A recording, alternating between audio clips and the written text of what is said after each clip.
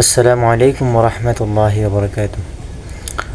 الحمد لله وكفى وسلام على عباده الذين اصطفى أما بعد فأعوذ بالله من الشيطان الرجيم بسم الله الرحمن الرحيم إن الدين عند الله الإسلام. দেশ ও প্রবাস থেকে যেখান থেকে আমার এই ভিডিওটি দেখছেন সকলকে আন্তরিক মোবারকবাদ জানাচ্ছি। সম্মানিত দর্শক শ্রোতা, আজকে একটা বিষয় নিয়ে আমি আলোচনা করার জন্য আপনাদের সামনে হাজির হয়েছি। কোরবানি করার সাথে সাথে আবার আমরা ছেলে সন্তান হলে যে আকিকা দিই, ওই আকিকাটাও কোরবানির সাথে করার জন্য নিয়ত করে কোরবানি আর আকিকা একসাথে করার জন্য চাই। এই মশলা নিয়ে আমরা অনেকে হিমশিম খাই, এই জন্য অনেকে জানতে চাই যে এই মশলাটা কীরকম। তো এই বিষয়ে আলোচনা করার জন্য হাজির হয়েছি। সম্মানিত দর্শক শ্রোতা, আসলে মশলাটা হলো এরকম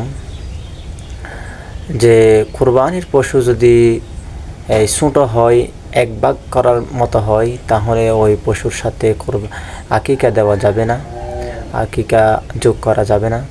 যেমন এই ছাগলের মধ্যে এক ভাগেই করা যায়, এক ভাগেই করা যায়, এই জন্য ছাগলের সাথে আকিকা দেওয়া, কোরবানি আকিকা একসাথে যোগ করা যাবে না। অত আকিকা করতে পারবে, অত আপনার কোরবানি করতে পারবে।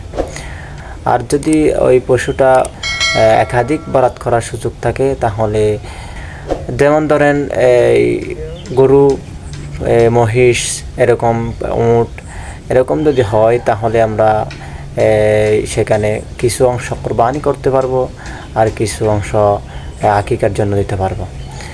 আপনাদেরকে দলিল সহ দেখাচ্ছি। আমি প্রথমে দেখাচ্ছি দারুল উলুম দেওবন্দ এই বিষয়ে কি বলে, সেটা প্রথমে আপনাদের দেখাচ্ছি। চলুন তাহলে আমরা দেখে নিই। আপনারা এখানে দেখতে পাচ্ছেন যে एक ही जानवर में अगर वो छोटा जानवर है, कुर्बानी और आकीका दोनों की नियत करना सही नहीं।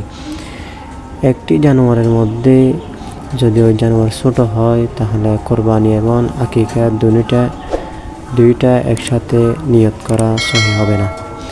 अगर जानवर बड़ा हो और उसमें कुछ हिस्सा आकीका की तरफ से और कुछ हिस्सा कुर्बानी की तरफ से कर लिए जाए तो ये दुरुस्त है।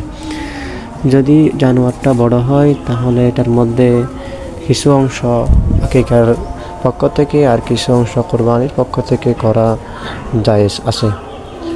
वाज़ेह है कि लड़के की तरफ से 2 बकरे या बड़े जानवर से 2 हिस्से और लड़की के लिए 1 बकरे या बड़े जानवर से 1 हिस्सा बतौर आकीका करना मुस्ताहाब है।